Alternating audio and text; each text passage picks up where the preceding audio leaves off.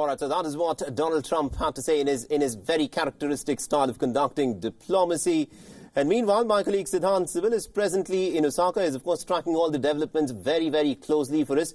Now, good morning to you, Siddhant. This of course is a very significant summit that Prime Minister Narendra Modi is in fact attending. This will be the 6th G20 Summit that Prime Minister Narendra Modi is in fact heading up to.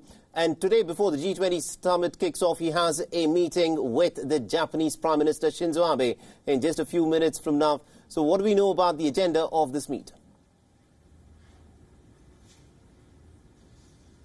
Well, Mohammed, in just few minutes, in fact, just in 15 minutes, the Indian Prime Minister will be meeting the Japanese Prime Minister. And the agenda will be on how both the countries can work together, can work in tandem when it comes to infrastructure projects or global issues. And, of course, the issue of connectivity in the region. We know that Chinese-led connectivity projects are something that has been a cause of worry for Tokyo and New Delhi. For New Delhi, of course, for obvious reasons, because a part of it is CPEC that passes through a region that's part of India, illegally occupied by Pakistan, and India has been raising its concerns with Beijing, but Beijing hasn't, of course, paid much attention to it. But other than that, India and Japan also working on projects in third countries, especially in the vicinity of India. In Sri Lanka, we know that all the three countries, Sri Lanka, Japan and India, signed a MOU for the development of the Colombo port. And of course, if you look at the chemistry between both the leaders, it's a very positive one. And we also know, as the envoy spoke to us, the Indian envoy here in Japan spoke to us and told us that how they talk like friends, not as leaders of two countries. So clearly, a lot of things will be discussed. And in fact, security will be something that will be topping the agenda. Remember, Japan, India, US and Australia are part of the Quad, which is the quadrilateral, which of course hasn't taken shape, but is considered as a precursor to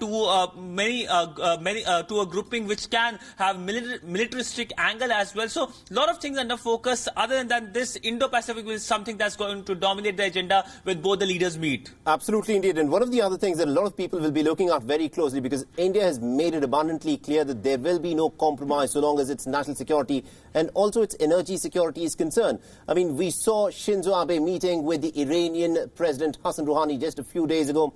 And also, India was one of the biggest purchasers of Iranian oil. Do you think Shinzo Abe and Prime Minister Narendra Modi can in fact have any kind of attraction in getting some concessions on trade with Iran and in resolving the Iranian crisis?